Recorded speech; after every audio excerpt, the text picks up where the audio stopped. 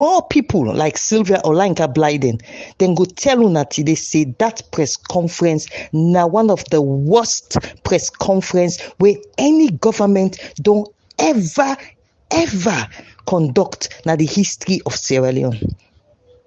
4 senior cabinet ministers went to make a mockery of the government of Sierra Leone. Because na mock them, go mock themselves. You they can't talk, say, you, the Minister of Mines, gross immaturity. For come and tell we say, President Julius Maada Bio in cabinet in January this year, then sign agreement for manage with railway with an entity we not even sabi for run toys train na table. Hey! What immaturity is this? What can be worse of a self-mockery than this? Come on. Now the sycophants in into Boku, they no one tell you not true. You they can't say I'm pro-arise. Yes, I am pro-arise because for now, when I look the contract we then sign with pro-arise and how it for dovetail into the SI zone, it makes a lot of sense to me. That's all. It makes a lot of sense to me. But for me, una can't tell we now say this contract will una sign in January. Hey, this contract will una sign where the waitman and come and then talk now the presence of the president, international bankers, financiers, and a galaxy of potluck people say that this special investment zone it go work only if it dovetail into the railway. And then you guys come today and you call a press conference and you say some of what you said today. You did not know this in January when you put pen to paper. The sycophants in Boku, they no one tell you not true. The sycophants too much. But today was an embarrassment. The entire press conference, 4 senior cabinet ministers. Now una self una go mock. Una go mock una self because na una sign contract. Nobody no put gun down a head say sign contract. No, you signed the contract voluntarily. You invited the people voluntarily. How now all of a sudden the contract where you sign, you want us the citizens for look you now say that contract the way you sign now with person way toys train self in us be run, but you sign contract with and say like can manage all we train railway assets. Hey. Bo, una not look funny. Una funny. Funny. Very, very funny. What a mess. Our allies, our colleagues in the 4th Estate of the Republic of Sierra Leone. The government of Sierra Leone, through the Ministry of Information and Civic Education, has decided to convey this very special on-the-record press briefing.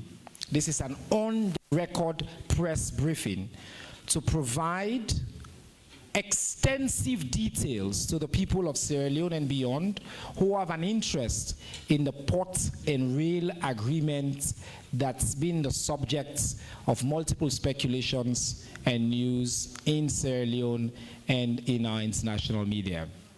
As usual, the ambition of His Excellency the President is for us to continue to provide the people with credible, factual, timely, accurate, responsive information as and when you need them.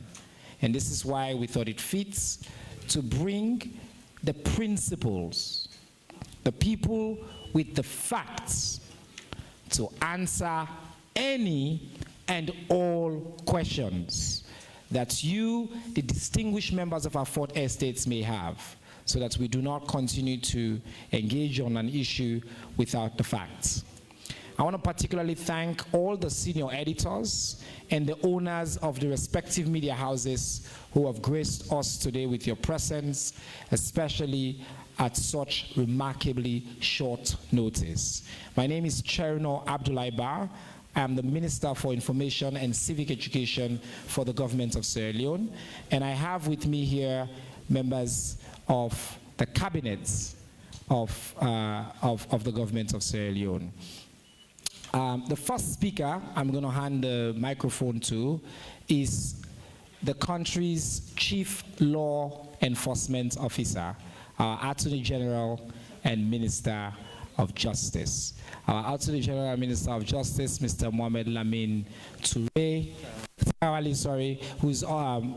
who's a distinguished legal professional, is going to talk first on the legal framework of the agreement. He's going to speak first on the legal framework and set the legal context and answer any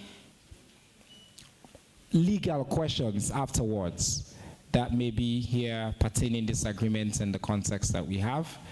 We will also turn to the distinguished Minister of Transport and Aviation, the retired Colonel Fande Touré, who will speak about the content of the agreement and the cabinet's conclusion, cabinet decision, and then obviously, I think I will say the star of our show, if you want to call it that, of this conference will be our Minister for Mines, the Honorable Julius Matai, who will provide very detailed context. And I'm aware he also has some images that he wants to share and some things that he wants to share. So, without further ado, our Attorney General and Minister of Justice.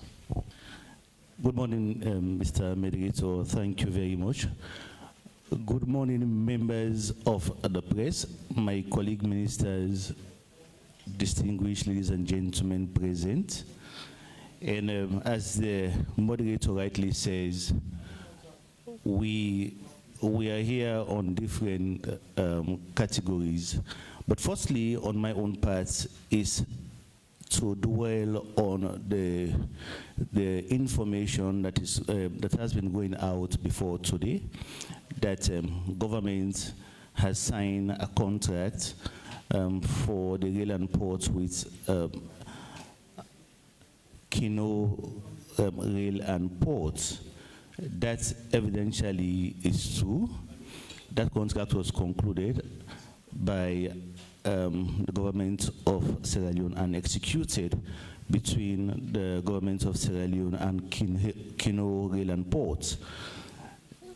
You know, just to deal with the concern and allay the fears of the public, particularly all Sierra Leoneans within and beyond. The rail and port, we all know, is around the northern part of the country, and it has been a very crucial instrument or facility in our mining sector. And for nobody can overemphasize that, the importance of the rail and port in our mining sector. For far too long before today's date, that particular facility has been managed by private entities, wherein government has little or no control, and the people of Sierra Leone were just benefiting menially from the rail and port. However, with the inception of President Bio's government in 2018, government decided to take control, to take charge, and play a major role by regulating the rail and port facility for the mining sector. In order to do that, we've decided as a government to up our game in that sector. And government has one way to do that is to end the exclusive use of the rail and port by any private individual, depriving the rest and suffocating the state from getting the required resources or revenue and running affairs of the state. It was in that line that the rail and port agreement was signed initially by Arise IIP. That was in January of this year. But before January of this year, In 2021, the rail and port was again being managed by Kingo Rail and Port. Moving on, an agreement was signed in January 2023 with Arise IIP, just to dispense with that concern that government had an agreement with Arise and government is signing another agreement for the use of the same facility with another company. Again, the agreement that was entered into with Arise has certain conditions. We all know that generally, and more importantly, contract, for it to be effected, there has to be the meeting of minds. We all agree. Meeting of minds, among other things, include the conditions, the terms and conditions. There are various ways of doing a contract. There can be an implied or express term. But in this case, the agreement between the government of Sierra Leone and Arise, there were express terms in the agreement, boldly written in black and white, that for this agreement to succeed or to go on, for it to kick off, these are the conditions that must be satisfied against a date. And a date was specified in the agreement, which we can refer to as the satisfaction date. And where those conditions are not satisfied before, prior or on the satisfaction date, the agreement is deemed terminated by mutual agreement. So from the moment that agreement was negotiated and signed, government is not saying there is no or there was no agreement. There was an agreement which was negotiated and signed, but that agreement was never, it did not come into fruition because of these conditions that were never satisfied. And if these conditions were not satisfied, there was no agreement. And government had cause to go into agreement again with another company that was using the facility before the agreement was concluded with Arise. And the reason why government did that, it was legitimate because government could not sit, as government has decided to take charge to regulate the rail and port. Government could not sit and allow a vacuum in the operations and running of the rail and port. So government thought it fit to continue with Kingo Rail and Port. So the rail and port agreement with Kingo is over-justified and legal. The same way the rail and port agreement with Arise that was negotiated with the government, but save that the conditions precedent in that agreement were never satisfied. And to this day, as I sit here, as we speak, as we're all gathered in this room, there has been no evidence from Arise to say that we took steps to implement those conditions precedents. And the Arise agreement is saying, in an event, the other side, that is the lessor, could not satisfy those conditions precedents, the very agreement before the satisfaction date, they can waive their rights in writing. And as to this period, as we sit here, there's no evidence of that. We are all Sierra Leoneans. We want the good for this country. We cannot allow us to continue to deprive ourselves of the required revenue that government will get to facilitate our livelihood in this country. So, ladies and gentlemen, that is where we were, and this is where we are now. Because of those conditions precedent that were never satisfied, the agreement by mutual consent has come to an end. AG, let me just ask a quick clarification question. Thank you. Was there specific dates by which the condition precedents must have been met and they have not been met? I just want to preempt some of the questions that I'm sure will come up. good Mr. Moderator, and again for further edification of the public and Sierra Leone as a whole. Can we have quiet, please? I know we have editors and senior members of the press here. I do not want to resort to saying that if you interrupt or disrupt, we'll kindly ask you to leave the room. So please, let's focus, and we will give you a chance to ask your questions. This is why we're here. Okay? Thank you. Yes, in the agreement that was negotiated and signed by Arise and the government of Sierra Leone, the satisfaction date of that agreement to trigger the enforcement of that agreement was the 9th of July this year.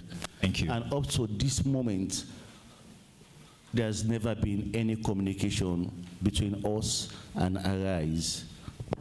All right, thank you very much. So just to reiterate, the position of the government of Sierra Leone and the Attorney General and Minister of Justice is indeed an agreement was signed with Arise, but the agreement required certain condition precedents to be met by a certain date to essentially make that agreement fully enforceable. Those condition precedents, A, have not been met, and B, there's not been any indication from them formally to the government of Sierra Leone for why those were not met or what steps they needed to take. And so the express provisions of the agreement said that if those conditions were not met by those dates, then the agreement will be terminated by mutual consent. So in effect, that agreement would arise. The AG's position, the position of the government of Sierra Leone, was effectively terminated, which gave the government of Sierra Leone the freedom to pursue a different option with a partner that had already use and a history with the facility in question. Honorable Minister of Transport and Aviation, this is your sector as well, and there's been a cabinet decision. Please provide for the public the overarching details, just the top line details. I know our colleague will go into more of the technical details of this agreement. Thank you. Thank you for giving me the floor. Ladies and gentlemen, going straight to the prayers that were requested by us to the cabinet and which has been approved was firstly to request the option of looking at the possibility of government running its asset, that is the rail and port, the railway. But then we didn't have the capability at that time or the capacity. So therefore, we had to extend it to a third party because this is $1 million project, and a decision was taken, so we went with that. And therefore, we were able to, we are now setting up an agency which will look at the, which will do the regulatory aspect. And in addition to this agency, it's going to firstly be just a minute with just a structure that will be set up to look at it, after which we will then go into having a specialized agency, semi-autonomous agency under the Ministry of Transport that will look at not only rail, but with also cable network in the city of Freetown, interested parties as well. Out of business until Kingo came. I had to give this context. The reason I'm giving you this brief historical context is for us as Sierra Leoneans to learn from our mistakes and to ensure that it's our responsibility as Sierra Leoneans not to just pigeonhole ourselves. I'm a biologist, I'm a geologist, and this and that. We have a responsibility as citizens. That's why I'm extremely happy when we now have Ministry of Information and Civic Education as well. It saddens me sometimes when I read in the newspaper and find out that, people are reporting things, in a slightly reckless way. And I will not blame anybody. But also we have a job to do. The country is struggling financially. We do not even export toothpicks out of this country. We rely on our natural resources. For those who keep saying we are rich in gold, total gold export from Sierra Leone last year was about $5.6 million. For those who say we are rich in diamond, total export from diamond last year, that's artisanal as well as what we call large scale, that's Kwedu holding. It's about $143 million, roughly. Then we have Sierra Rutile exporting rutile, ilmenite, zircon, doing roughly about $169 million. And then, of course, Vametco doing bauxite. They've been struggling, doing about $33 million. The reality, the reason I'm giving these figures is to give us an opportunity to judge for ourselves. As much as we are bickering about our rice Kingo, there's a bigger picture. We need to develop our country. We need to rediscover our dignity, our somebodyness, our pride, our self-worth. We need to harness our knowledge to ensure that the economy of this country works. And we have to leverage the mineral resources God has given us.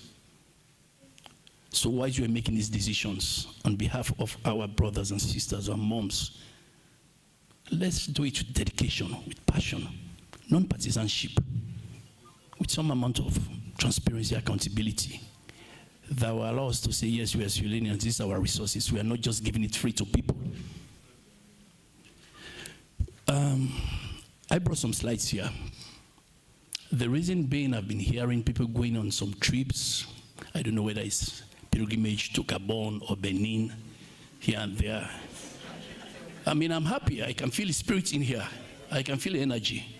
Thanks for those who went there.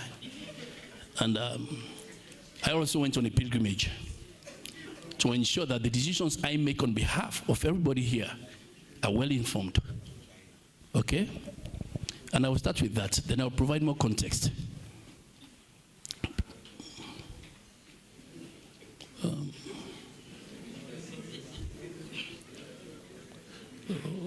Can you push the laptop a bit closer here? No, the laptop. Yeah, open that folder, please. There are quite a few things that I may need to go through. Yeah, it's okay. Yeah. Please be patient with me. As I said, my job is to ensure that we are well informed after leaving this place, and you make your decisions. When African Minerals was here, they signed an agreement with the government of Sierra Leone in 2008. For those, again, who are not so familiar with the African Minerals stories, those who kept saying, and maybe some people work there, African Minerals actually came to Sierra Leone with its head office in Bermuda, registered African Minerals in London, and then incorporated African Minerals Sierra Leone here. African Minerals Sierra Leone never really had a license for mining. Rather, it had 3 subsidiaries. It created African Minerals that was responsible for Tonkolili Iron Ore Project. That's the one that had the iron ore deposit in Ferengbaya in Tonkolili. And then there was African Minerals, which was African Minerals, the Rail and Port Services. And then there was African Minerals Energy. So let's distinguish the 2 things, the mine site and the related infrastructure, which is the rail and the port. In mining, we normally say, yes, it's good to mine, but what you should be thinking about is the money. But before you get to that money, in between, you have to make sure you have the manpower, you have the management, the logistics and infrastructure, and then the market before you get to that money. So what we have there at Ferengbaya is one of the largest iron ore deposits on the African continent.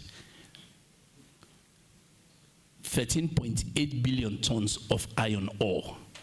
It's not the best quality, Simandou in Guinea is the highest quality, about 4 billion tons. And currently, there are discussions to be investing nearly $16 to $20 billion to develop it. It has a related rail infrastructure, 650 kilometers, and it's going to cost anything between $4 to $8 billion just to build that rail infrastructure. So whilst African Minerals had that license to mine, they have to put in place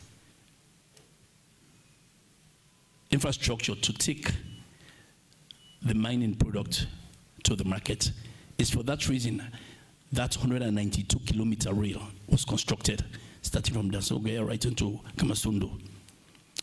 And for those who are familiar with rail infrastructure, you have different gauges. Those are the tracks they run on. What we have there is a narrow gauge, 762 millimeter. The standard gauge, which is normally used for passenger rail and so many other large transportation, that's 1435 millimeters. So what we have there is a narrow gauge, single track. Okay? It has a loop at Ferengbaya, and then one track that goes as far as Pepel, 192 kilometers, going through various chiefdoms, I think Safroko, how they call them, Banti, Mafoki, and getting on to Kamasundo. That rail track was built on purpose for transporting iron ore in very special wagons. These wagons, they take anything between 70 to 75 tons of iron ore. They put them in chain, which forms a train, about 130 of them, put a few locomotives on them, they get to Pepel. At Pepel, that's where basically they unload. There are 2 stackyards, each taking 1 million tons. And then from there they go on conveyor belts, stackers and reclaimers onto barges. Then those barges for transshipment to the market in China. Unfortunately, the Pepel port is not deep enough to take those big ships we normally call Cape size. Those are the ones that are 180,000 to 200,000 tons. So they use Supramax, 50 to 65,000 tons. It's very challenging. When African Mineral came, the plan was to do 10 million tons per annum for the first phase 1, ramp it up to 20 million tons, then 35 million tons per annum. Again, 13.8 billion tons of iron ore sitting in Ferengbaya. African Minerals, they didn't own everything. They owned 75% stake. 25% of that stake in that iron ore mine was owned by Shandong Iron and Steel Group, a Chinese firm. Even the rail and port agreement that was signed, the first one was for 99 years. So for those who are saying, why are you giving Kingo for 20 years? The first one was signed for 99 years. And some might say, why? When you have 13.8 billion tons, and you are only doing 35 million tons at peak per annum, for those who have calculators, you do it. Do the calculation. 13.8 billion tons, and you're only doing 30 million tons a year. Because they needed that guaranteed to make sure that their investment in the rail and port services would be secured. So, they didn't have that money, so other people had to pour in that money, mostly Chinese money. There was China Rail, it's called China Rail Material Commercial Corporation, and Shandong. They poured in $1.6 billion. I repeat, $1.6 billion to build that infrastructure, the 192-kilometer rail. Billion with a B. Billion, B, not B, million. Billion. B. $1.6 billion. Yeah. That's just slightly, I think, about 45% of our current GDP. Yeah. And it became almost impossible for Shandong to continue. And then, fortunately or unfortunately for them, I became the Director General of the NMA. I realized something was not right. I needed to protect the interests of the country. We cannot have 13.8 billion tons of iron ore lying down there while we are struggling. Because 2019, 2020, there was no export from this country. So by July 2019, we had to terminate Shandong. And there were reasons, valid ones. Shandong decided to challenge, they decided to go for litigation. But they forgot that we did our homework well. 2018, we had a different government. Things were a bit different. That was a new direction. And I think they felt the impact. So they had to basically withdraw. I was the person who sat with Shandong over several months to negotiate. Because by law, Section 54 of the 2009, when basically we terminate your license, you are supposed to provide an inventory of all the assets, movable and immovable, and submit to the Director of Mines at the NMA, and me being there as Director General, to provide stewardship and custodianship of those assets, and then pass them on to the Minister of Mines. Shandong were initially reluctant, but we realized we cannot leave 13.8 billion tons of iron ore while our people are suffering. Several negotiations and engagement took place, and then we came to an agreement wherein the assets, where they've invested $1.6 billion from African Minerals to Shandong, they had to relinquish it to the government on condition that will do an independent valuation of the assets, both at Tonkolili Iron Ore Project at Frembaya, the railway corridor, the 192 kilometers with all its related infrastructure, and then Pepel as well. They did their preliminary assessment. According to them, it was worth anything around $600 to $650 million because of depreciation and tear and wear and the vandalism that took place extensively. After several engagements, Shandong decided they'll pass the assets on to government. That's even better than winning Mercury, because we didn't invest anything.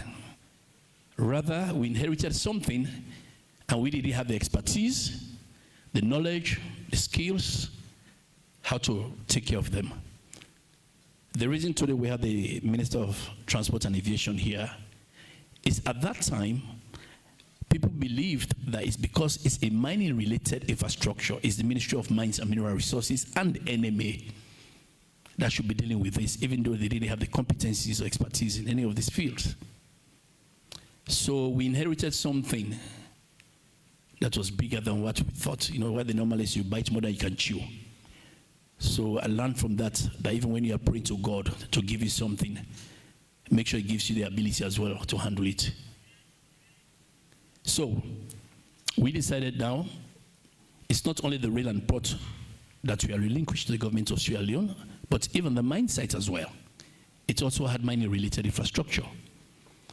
And as the mining sector, the mining law gives us only control, or our mandate was over mining concessions, not mining-related assets. So we had a challenge. How do we regulate or deal with that? So we had our job cut out. So we decided we should now, the 2 licenses that were canceled from Shandong, we should proactively ask any other investor to come in and invest, to take ownership of the mine site, not ownership, but at least to occupy, use, manage, maintain, and operate, because the things we are getting dilapidated. Just imagine from November 2017, and we are not talking about July 2019, nearly 30% of the infrastructure had been stolen or damaged. So that's how Kingo came into the picture. Kingo have been in this country for some time. They've been here since 2010. Even had 3 concessions around Tonkolili. For those who are familiar with my interview with Honorable Tawa in Parliament, when I was explaining to him the reasons why they didn't go into production, is because when Shandong and African Minerals were using the rail and port, they never allowed Kingo or any other person to use it. For those who know Frank Timis, he was actually the CEO at AML. When AML went down in March 2015, he actually bought London Mining and then opened up the rail for the deposit that was at Lonsar. Here now we have Marampa Mines, worth $46 million. It was 1.5 million tons. Shipped it within 6 months, then closed and stopped everyone else from using the rail.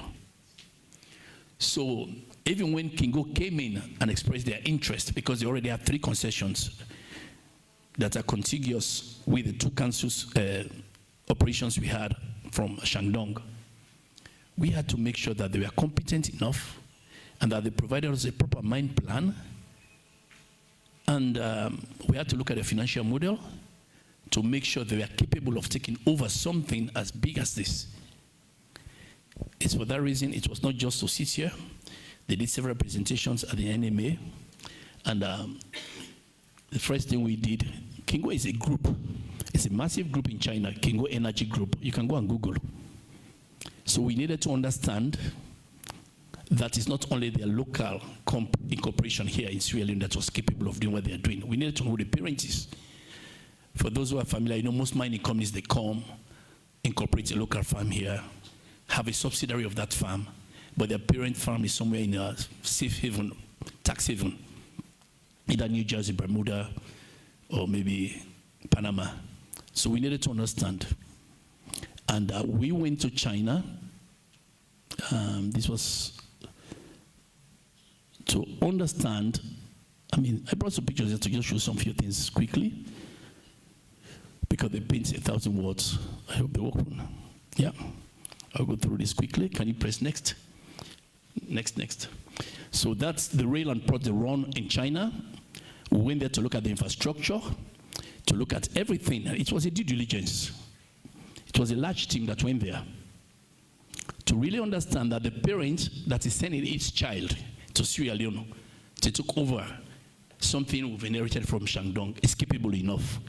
It's not just the financial model they will show us or come and tell us, oh, these are net present value, these are weighted average of capital, or this is our payback period. We wanted to see. Okay? It was the Minister of Mines.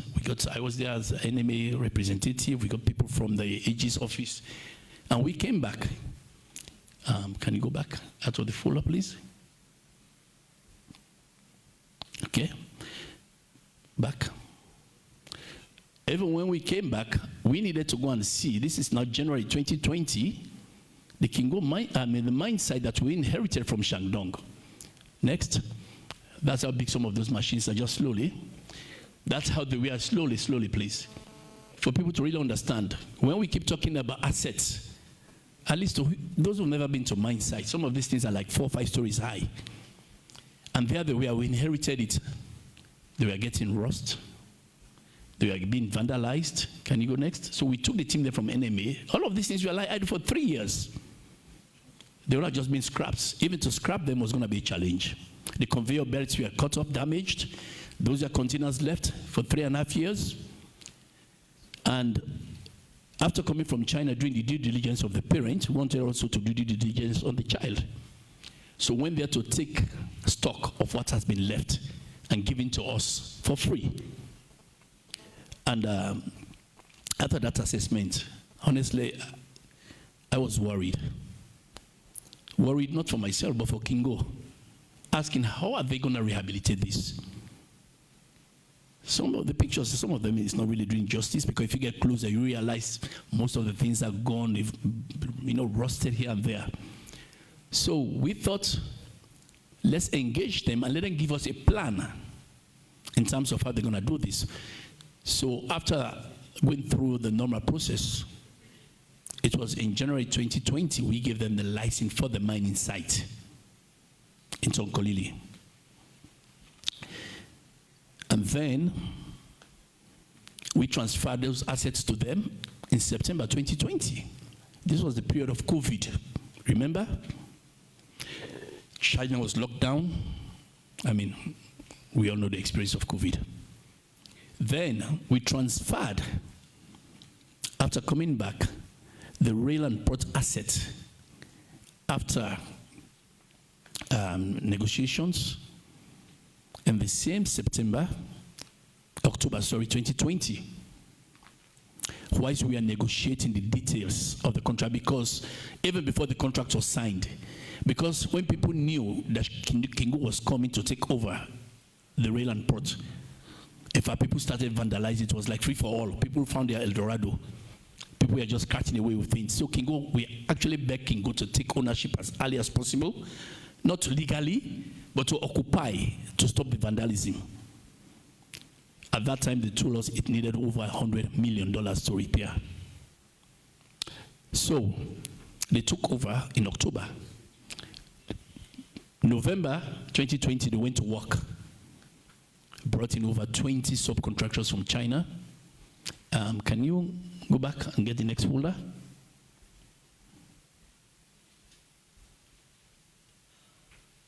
There's the folder there. You've lost it. Desktop. There is a folder called conference. Yeah. Yes, prepare reports. Yeah. For those again who've not been, go through one by one, please. That's okay. I can zoom into that. That's the layout of Pepel. So Pepel is not just a Lumley market or Botomango market. Yeah, where you think you go and pack keke and Okada, you just jump in and that's it. So the Chinese have come with their own keke and keke. They're going to just take away everything. How many people have actually been to Pepel Port? Put your hands up. And I'm sure what I'm saying resonates with you. Massive two-stack yards. Conveyor belts, all sorts of stuff. Again, I said it was dilapidated. Can you go through next? Please be patient with me. Today is Friday. I'm sure the Lord is waiting for us. Yeah, next, please. So we have this for transshipment. All of these things were dilapidated. Go again, please. Even the locomotives, the trains, we are all stuck. Some of them had iron ore packed in them halfway since November 2017, and this is now 2020. Okay? These are some of the things from China. Most of them are just being damaged further. Yep. These wagons, you normally chain them together, like 107 to 120 of them. It takes 6 hours from the mine site to Pepel Port. It takes another 4 hours to unload, another 6 hours back, then another 4 hours to load. So for those who have been talking about running passenger rail on that track, except if you want to go on suicide mission, you're welcome. I don't know how it's going to happen. And I mean it. It's a narrow gauge. It's been done specifically for those wagons to take 70 to 75 tons. Yeah. That's basically, I had to stand there to see. That's why you call narrow gauge. Yeah, 762 millimeters. Standard is almost twice that. Okay? Next. Even all the scarred machineries, everything was actually abandoned. Next. Even the conveyors for transshipment or for loading barges, we are all not working. Electricity was non-existent. Go further. That's us basically doing an inventory of the assets. Can you go further quickly, please? Yep. Okay. Get out of it. Get next folder. For those who have not been to Pepel, at least keep that memory with you. So next time you are talking about a passenger rail leaving people at Pepel, you know what they're going to meet. So, when they took over, they brought in over 20 subcontractors. Can you...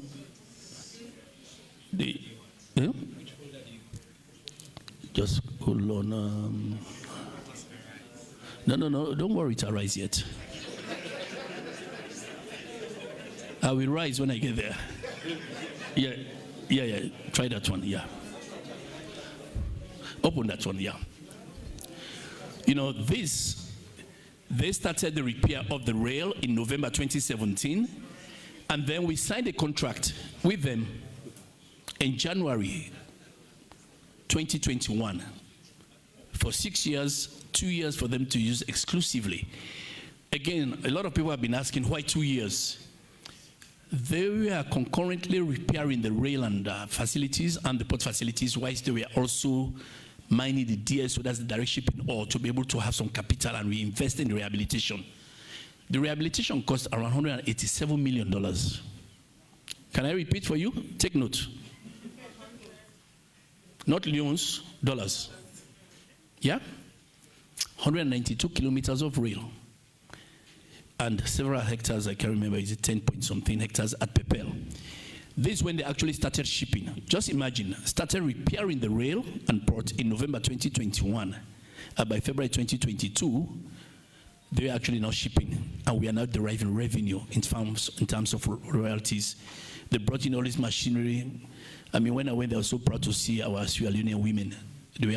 All the drivers were women, locally trained. Each one of that tire cost $245,000. And they had to get over 30 of those. Okay, I'm not here to sing the praise of Kingo. I'm here to sing the realities that exist in the mining sector, and I will come to Arise, I will come to Marampa to put everything in context.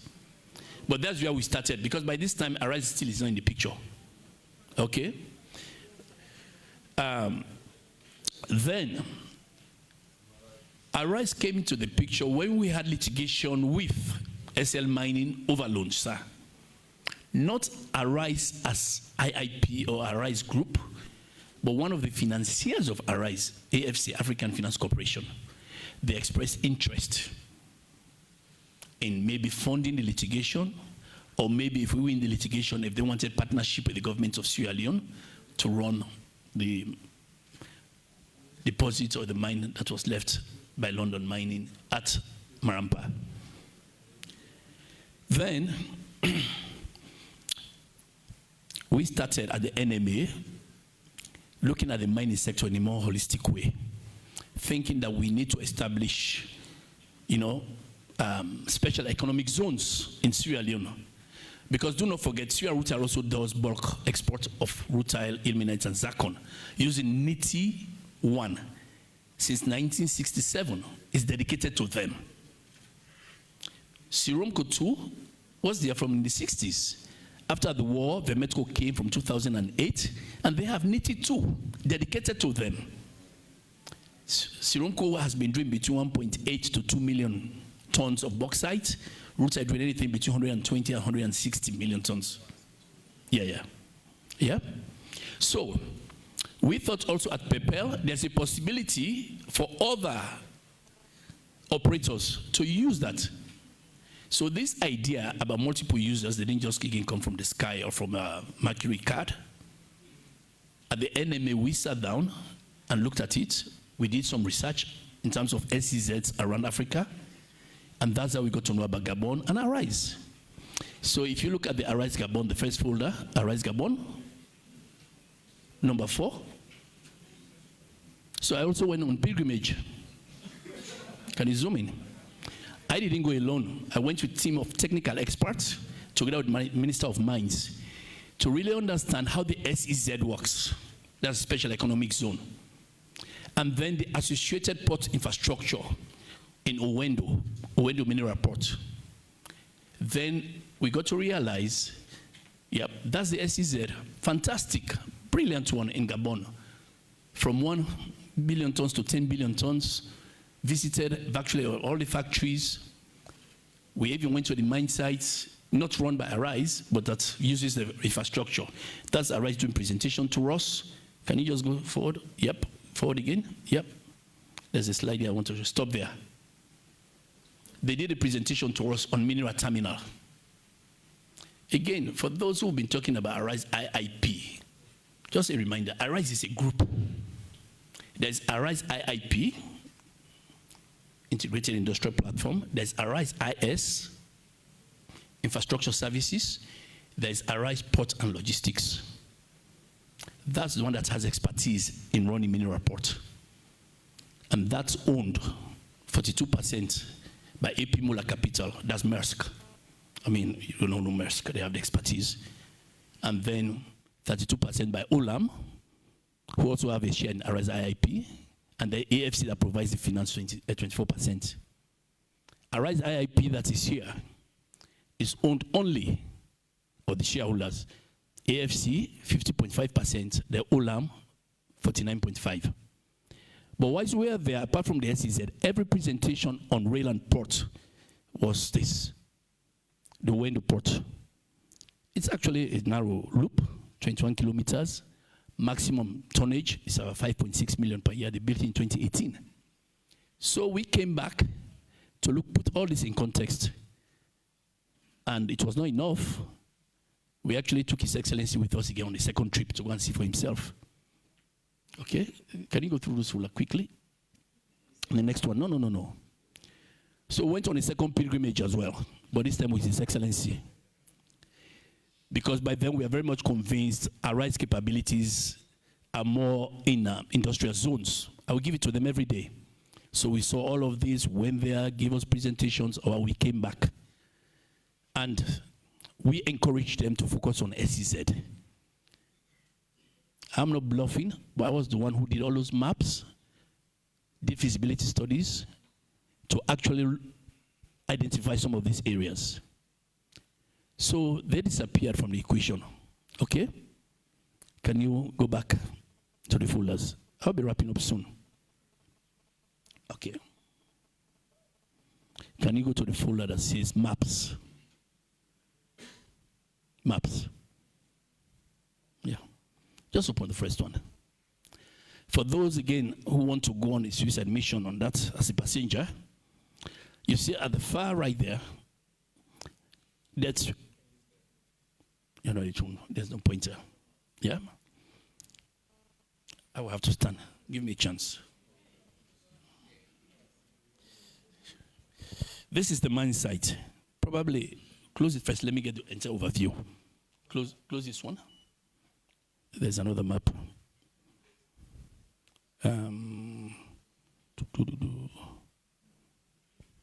No, wait. Yeah. Open the Sierra Leone Liberia one. Okay. Zoom in. So basically the mine site is here. Pepel is here. Okay?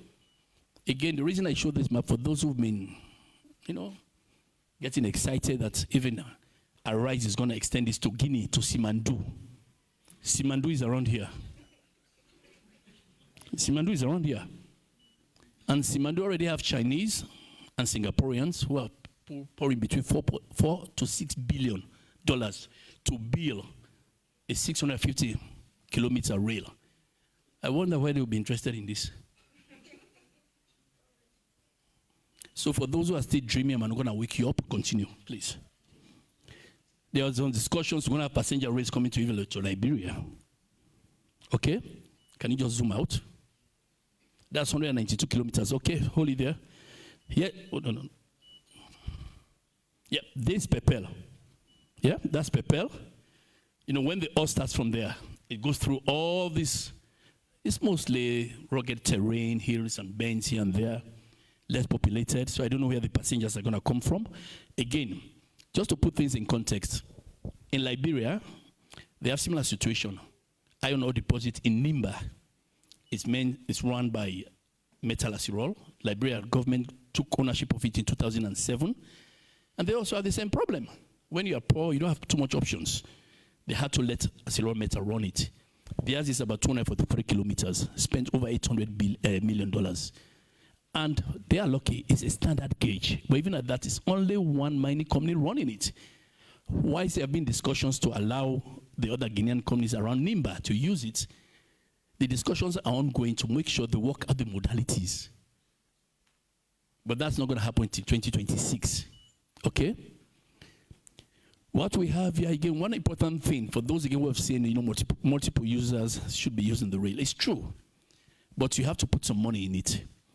As much as Marampa is around here, yeah? It's also using iron ore. I don't know for those who've been to Marampa, the iron ore is completely different from what is in Ferengaya. One is black and shiny, the other one is brownish, reddish. Both of them are iron ore. You get iron ore from them, but their geological origin is different, and they are poisoned to each other. You cannot mix them at all.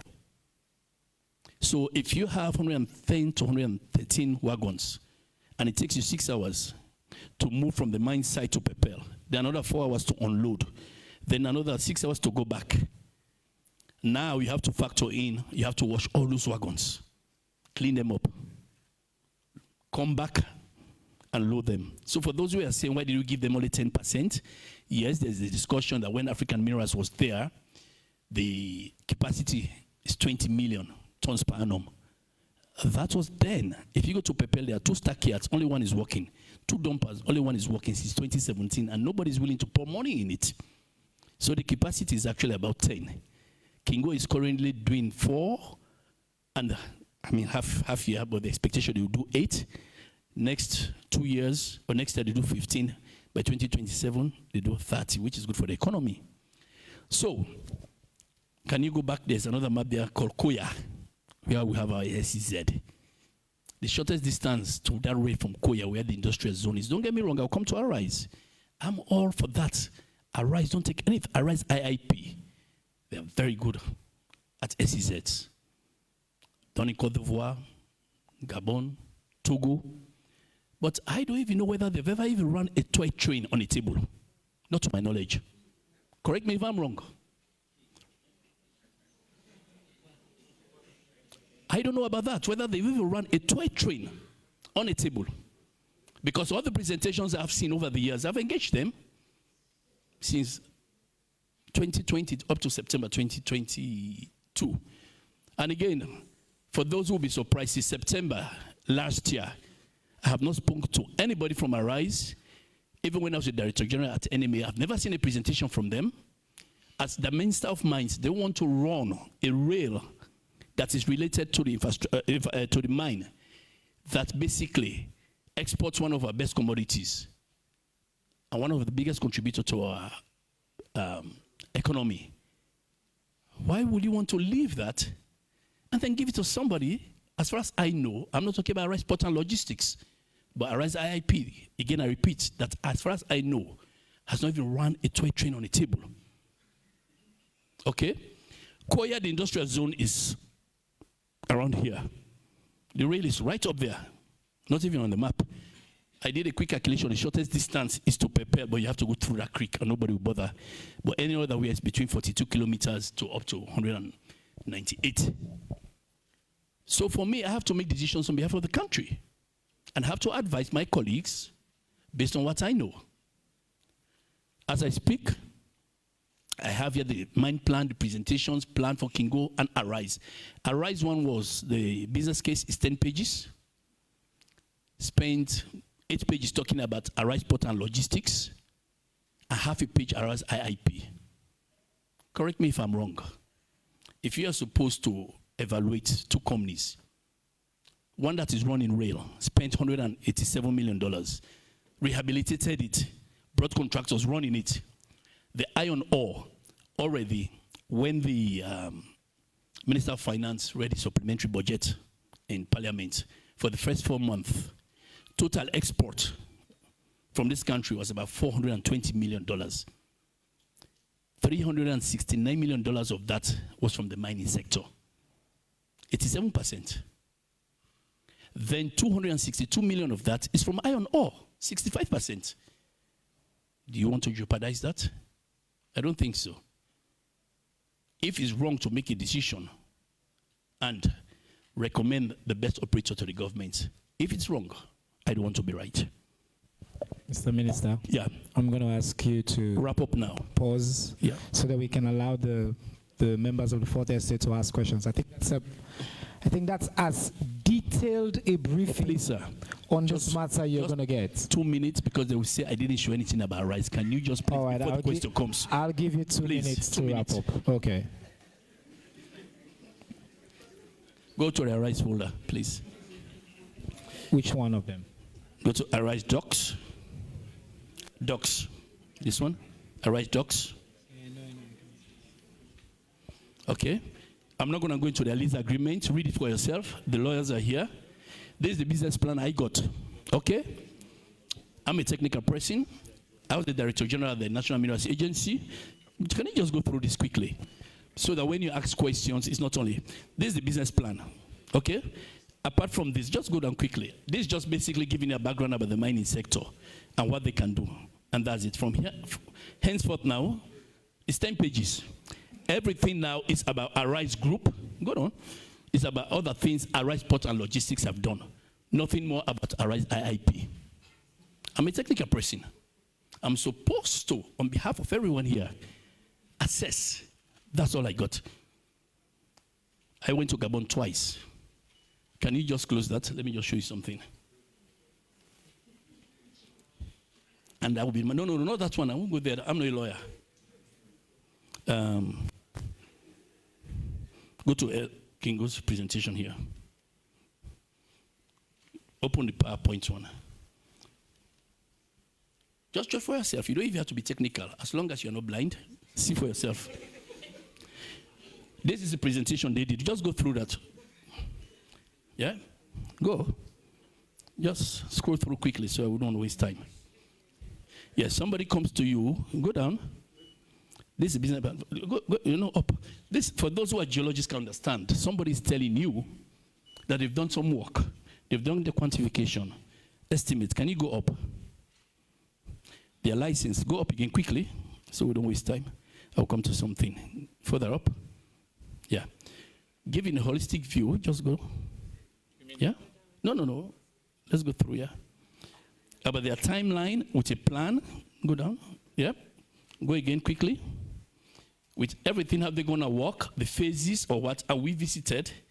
That's what I expect from anybody who wants to come and invest in Sierra Leone. I was given this responsibility on your behalf, on behalf of the government, to make decisions to the best of my ability and capability without, let me say this, I see Sierra Leone as I see myself. If I was going to assess this for myself, I would do the same assessment.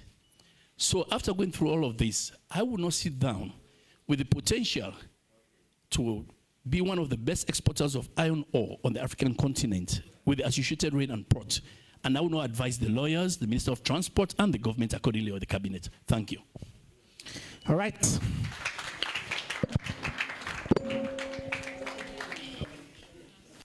I think when I started, I said I don't think anybody knows as much about this sector than the Honorable Minister. I have to say, as his colleague, even in cabinet, when he talks about these issues, he leaves us all mesmerized.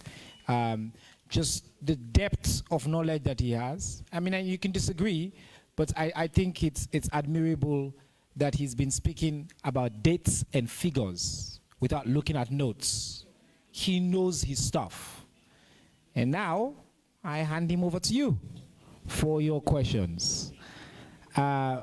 As you know, I'm going to start with the ladies, and I think I'll call her the deaness of the press corps, Madam Asma James.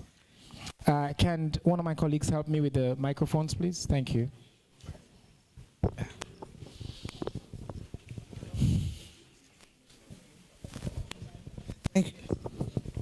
Thank you very much.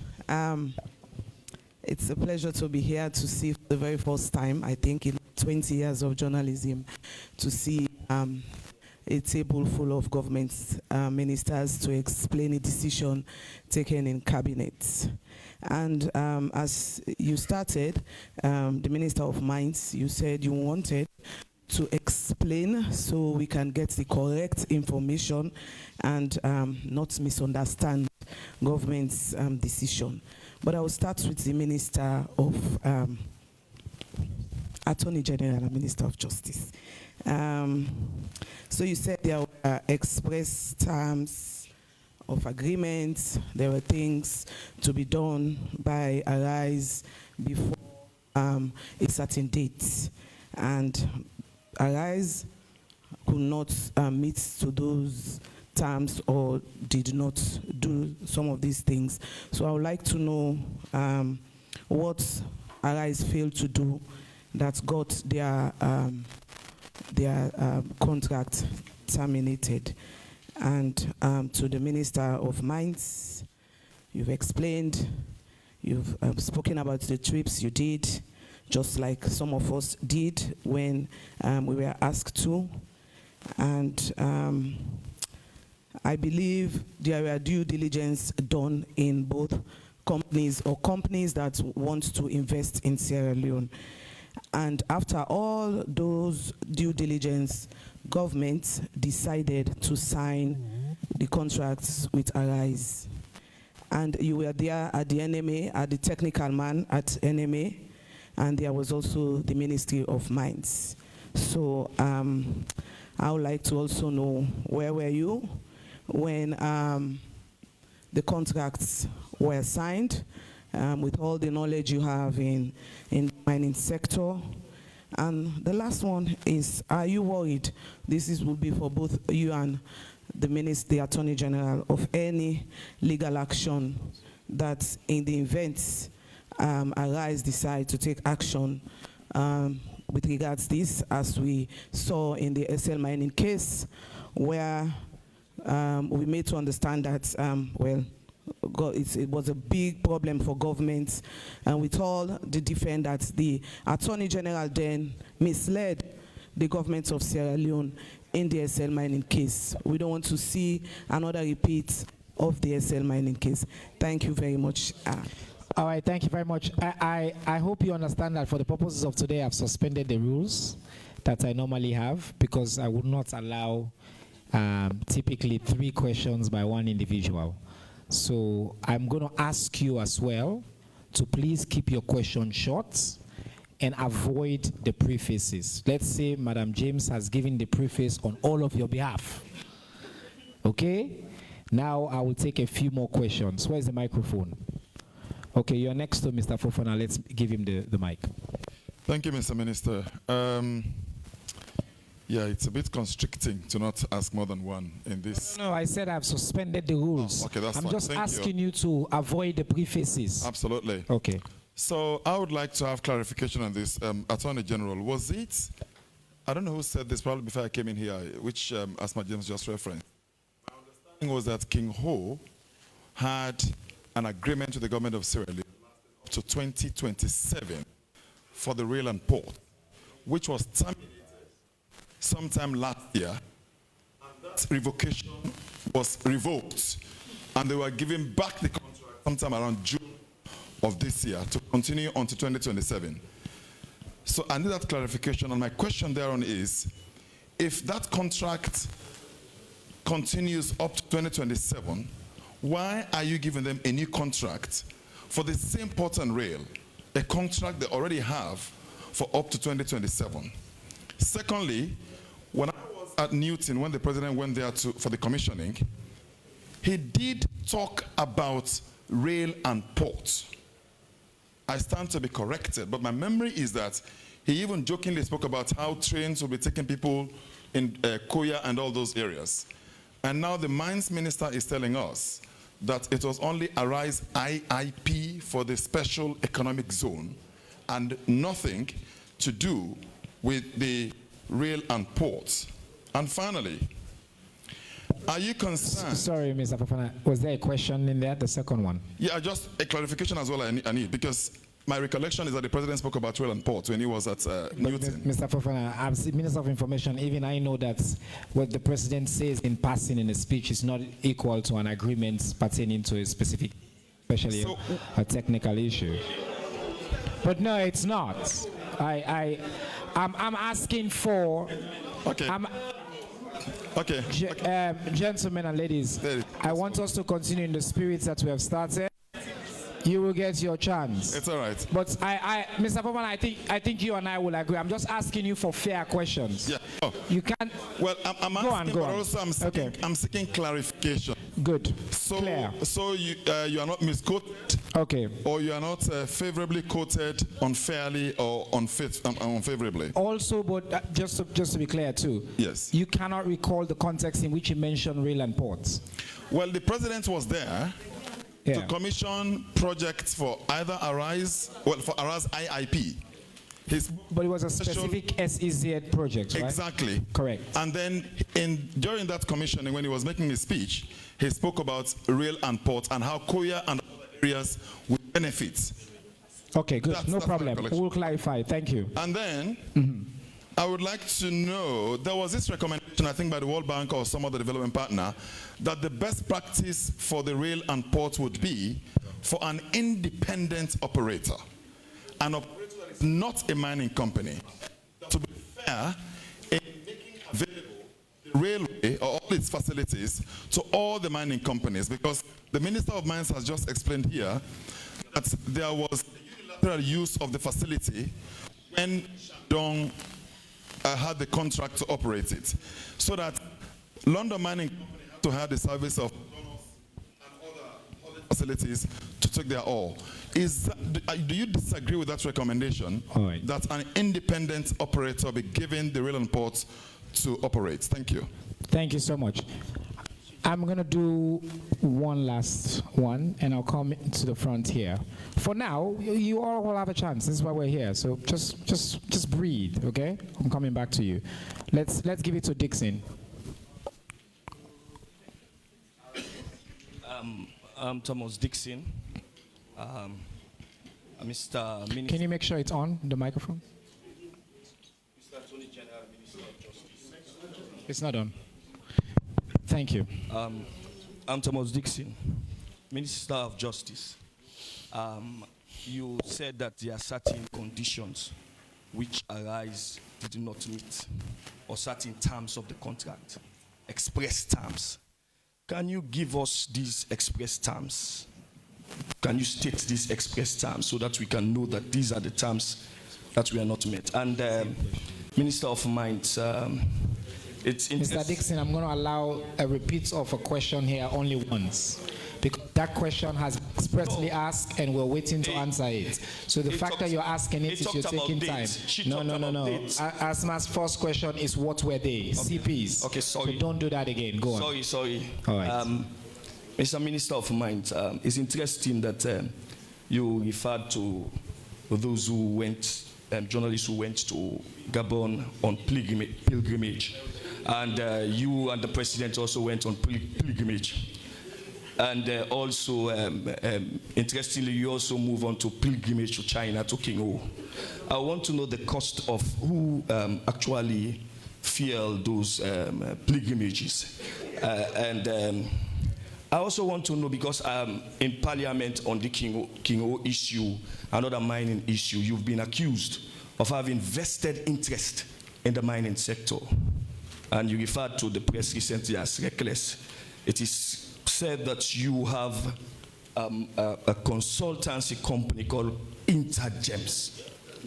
Yes, and that company is actually doing the EIE environmental impact assessment for some of these mining companies. Is actually that not recklessness on the part of a government minister? Thank you. All right, thank you very much. My friend. All right, we're going to answer the questions, okay? You've asked the questions.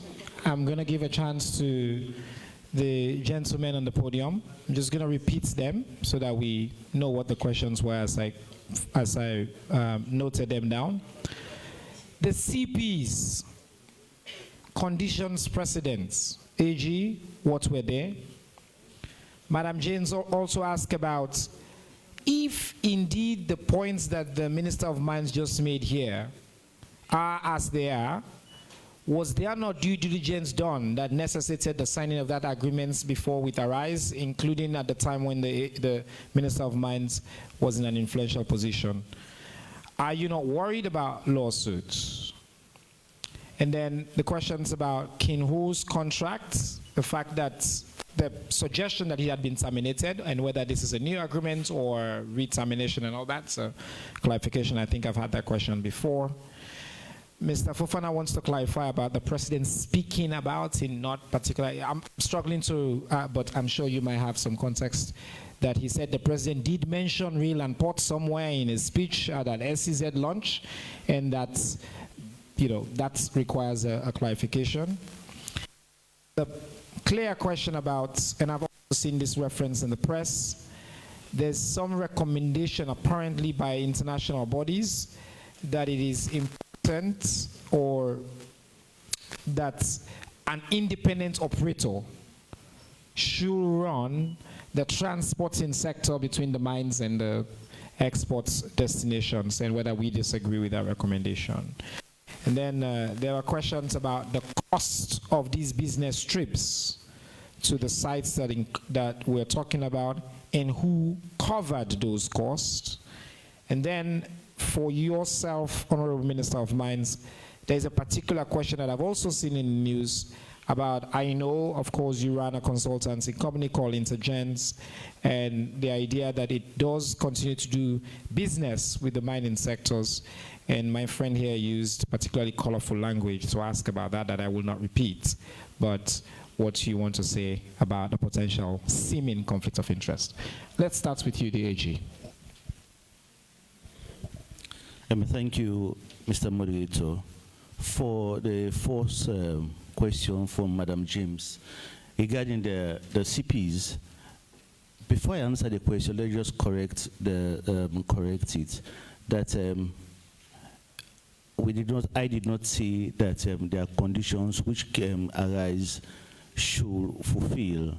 I says in the contract there are conditions that must be fulfilled, and in those conditions there has never been any indication from us. So this day, as I sit here, to say we have not fulfilled those conditions.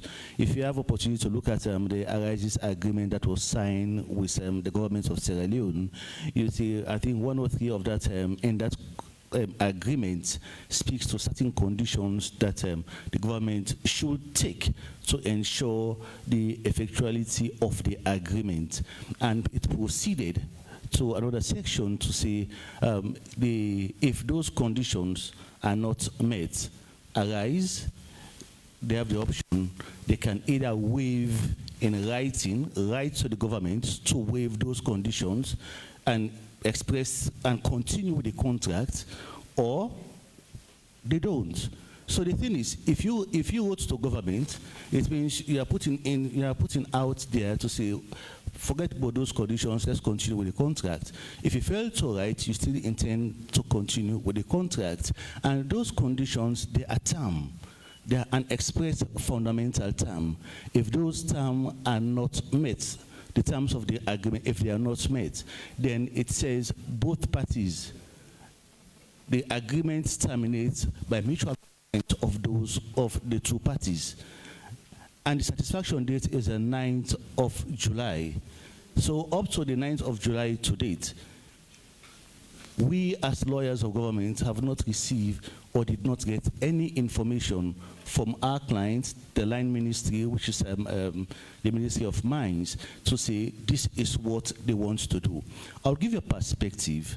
The SIZ that is going on in Songo, there are condition precedents again for government to satisfy, to ensure that they continue with that agreement. I'll tell you, for several times I've been a party, I've been notified in writing, called to several meetings by Arise, asking government to take steps because they want to continue. For several times I've been in a meeting with finance, lands, trade, and Arise. All the times they're asking questions, we want this to, their timelines, their dates, their cut-off.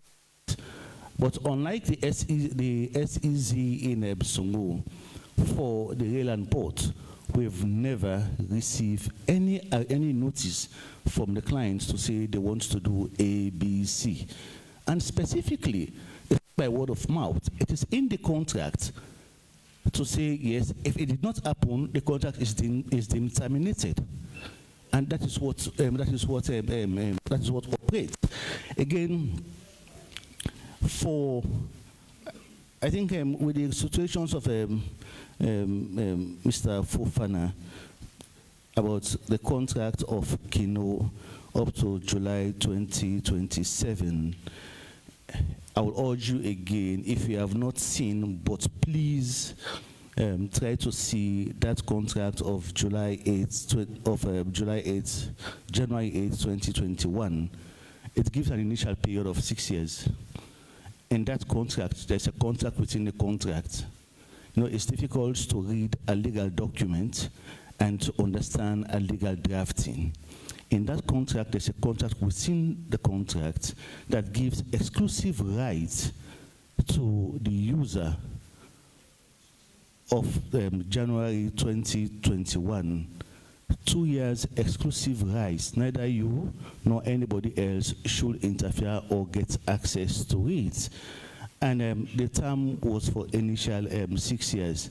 If government did not get an independent user, expressed again in the contract. And where government negotiated with a third party, that was Arise, then that idea of us having that 6 years went into abeyance. But because the Arise agreements could not materialize, governments cannot leave that facility, that infrastructure, so prime. Or what specific actions Arise IIP failed to take that warranted the cancellation of that contract. So it is but prudent, and granted that there are funds for improved governance in the extractive industry, which the US government provided some time ago. We want to know, Mr. AG, please, sir, what specific actions, what are these CPs? Referring us to clause 102, 103, we don't know those ones. We want to know, sir, please. All right. I pointed at somebody at the back as number 3. Yes, the gentleman. Thank you very much. My name is David K. Fengai. I also have a couple of questions here. To the Minister of Transport and Aviation, you emphasize on government running its assets, meaning the rail and the port, and you said 10% capacities of the rail will be used by other partners. My question here is, what mechanisms are going to be put in place to ensure we avoid unsafe business practice, considering the collaboration between the key player and other value competitors? That's a good question. The second one says, how often government of Sierra Leone through the Ministry of Mines engage citizens residing in those mining communities in a way of ensuring their human rights and safety is guaranteed? Because there was a day I pointed out one mining company, and I single-handedly pointed out that mining companies because their activities need to be re-examined. Thank you. All right, there's a gentleman here. This will be the final round, yes. Thank you, Mr. Minister. I'm Saluti Janjalo from the Times SL newspaper. From the draft document that I have read in relation about the government agreement with Kingo, the agreement only allows for 10% third-party use. Will this be enough to protect other users? My other question. Recently, Marampa Mines wrote a letter to the Minister of Mines expressing grave concerns about the use of the rail. My question now is, why is the government rushing ahead with the deal when MML has written to the Minister of Mines with concerns that their mining lease agreement is not being considered when drafting the Kingo agreement? I need clarification on this one, sir. Thank you. Thank you. I'll take a final question from the gentleman. Good morning. My name is Kande Sise. They normally call me Salou Malema. This is a text message that I received, and the person said, let me ask it in Creole because he's watching. So can I go ahead?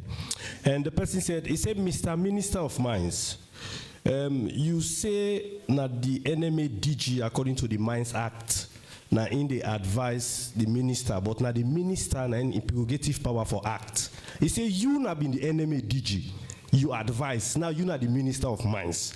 Now I don't take the decision. So you know me to say now you advise, now you push him. Do you understand the question, sir? I do, and it's fine. He will respond. Okay. Okay. Now bring the mic. We're done. So yes, please bring the microphone back. We're done. I want to thank you all for these questions. We're going to give a chance quickly to the gentleman on the podium to wrap up, and I'm going to ask you to keep our responses really short. I want to talk about the media and the question of respect. I think, first, if any offense is taken, let me apologize right off the bat. No offense is meant here.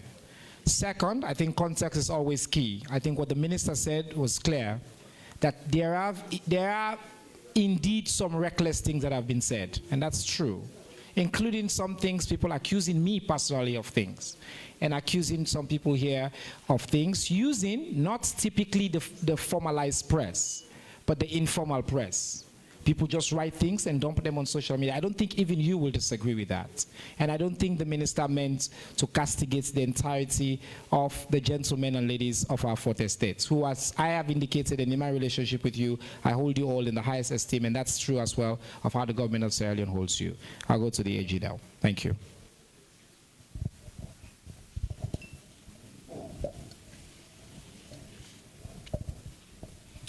Sir, in response to your question, wanting to know what Arise has done, honestly, it's like you asking me to tell you if somebody reported my child to you, my son, that I'm asking for further and better particulars to deal with my son. What I will say to you, again, I believe as an author or a newspaper editor, you should have or try your best to look at the Arise contract. I'll specifically assist you again with the two provisions, 103 and 104, that I will assist you. There you will know what each and every party has done. Government did not terminate Arise's contract. Government did not terminate Arise's contract. The contract, by failing to comply either side with the condition precedent, the contract by mutual agreement, mutual consent, terminates on its own. So it is not government that moves to say we are going to terminate. The contract terminated on its own because either government or the lessee did not perform or did not follow on the conditions precedent. Again, I don't know, but let me draw your attention. Can we please, come on, please. I don't want to do that. Yeah. And again, this is not the first time. I recall I was in Sierra Leone back then till date. There was a contract signed which everybody knew about. It gained momentum in the media to say government had signed a contract to construct the Lunge Bridge with a company called JDU. That contract was signed. The contract terminated on its own because they that came to this country that wanted to construct the bridge knew what they were supposed to do on a specific timeline. And when they could not, within those timelines, the contract terminated. So the government did not move, neither the company moved. Same with Arise. Government did not write to Arise to say we are terminating your contract. The termination of the contract is the contract itself, based on the conditions that we all agreed on. The general term of a contract, that not all contracts are binding, they can be voided or unenforceable. And again, for you to have a binding contract, all elements, fundamental terms of those contracts must be satisfied. The agreement makes provision. The agreement with Kingo makes provision for the entire world to use the rail and port. There is clear provision to say anybody can use the rail and port, but there are conditions to go through, there are conditions to fulfill. So I'm not sure, I'm really surprised. Well, I will not say I'm surprised, but I'll just encourage us all to look at the contract again and see whether a third party use is in this contract. Government is not saying, I could just talk before the transport minister takes over, to say that the rail and port is going to be run by government. It's going to be regulated. This time around, it gives government the opportunity to regulate the rail and port. It gives government the opportunity to know who any third party will be that wants to use the rail and port. Thank you, sir. Thank you, AG. I think, like I said earlier when I started, this contract, I can assure you, is one of the contract that was vigorously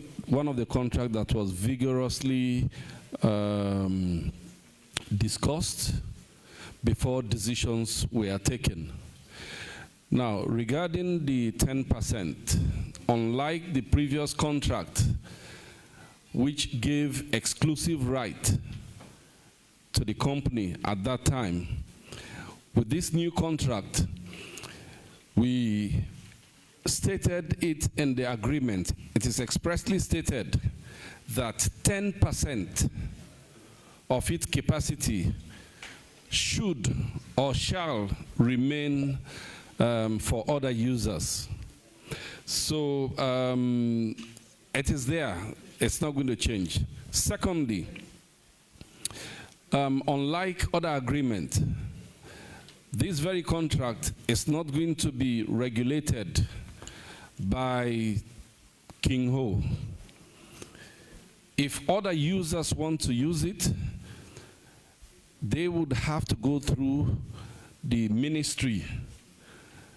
This would ensure that even if Kingo had that interest, or for whatever reasons they want to do that, the ministry will stop them from doing so because they have the power to do so.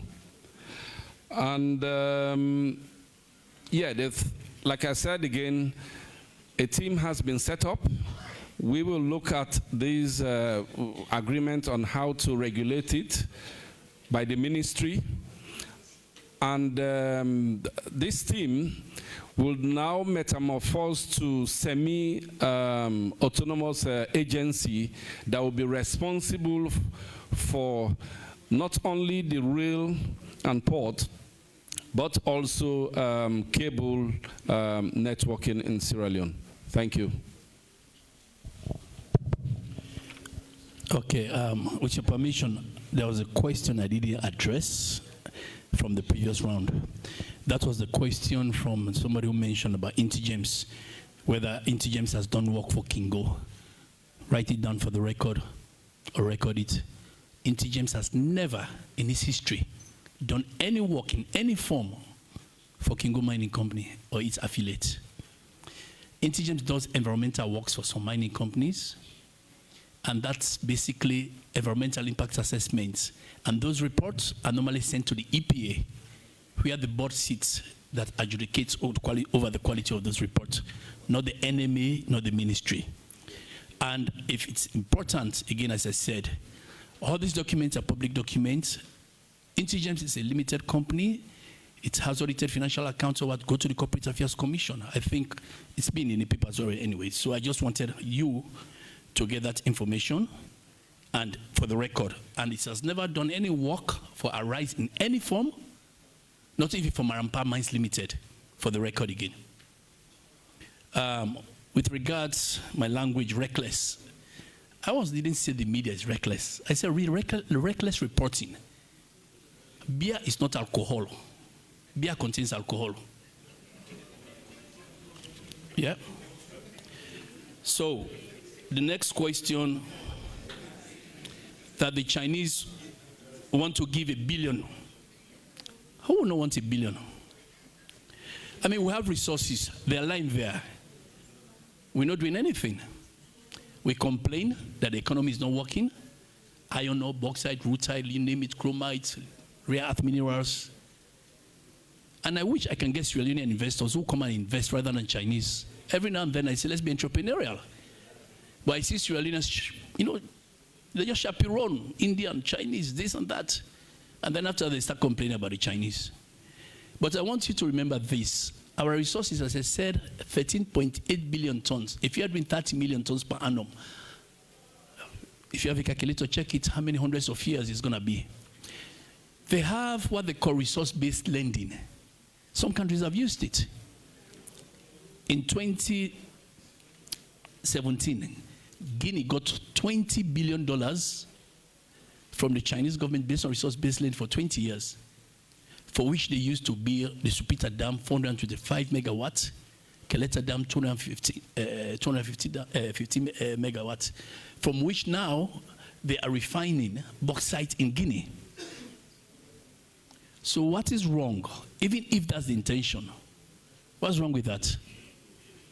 If you can monetize your resources you have, and take care of your people, your infrastructural development. It's a model that's been used. If I have the opportunity, that's what I would suggest. And I would advise you go and read about resource-based lending. Probably some of you come to advise me. Whether the business environment is predictable and, you know, prediction is something different. Except you are a mystic meg. Even Baba cannot help. You know, we can forecast. We can project. You know, forecast is different from projection and prediction. So to ask me what is predictable, I'm not mystic meg. I don't have a magic wand. But what we can do is take care of the present, create the environment for investors, making sure our laws are transparent, our fiscal regimes are predictable as best as they could. That's why we use financial models. A lot of factors come into play. I hear people talking about, well, we are not beneficiating, we are not doing this. We don't have the infrastructure. Actually, every mining company is a captive energy user. They generate their own power. Then also the question, how often do we engage citizens in the communities? I can tell you at the National Minerals Agency, they have the Directorate of Communication and Community Affairs. At the Ministry of Mines also, we are doing that. And we have over 250 mining compliance officers in the communities. And we have MMOs. But it's a collective effort. We have to work vertically, horizontally across all the MDAs to protect those communities. Mining takes place in hard-to-reach communities. So you need resources, and it's more of like a neighborhood watch to protect those communities. My colleague I just mentioned the 10% use. And somebody alluded to the mere fact that Marampa has written us a letter, and why are we now rushing ahead? If you allow me with your permission, you know, we had SL mining. Everybody's aware of the litigation we had from 2019 right up to 2021 March, when they came back and we settled. And there was a mining lease agreement signed and a settlement agreement. So many things went in there. Again, I'll come back to that issue about advising minister, and I'm the minister.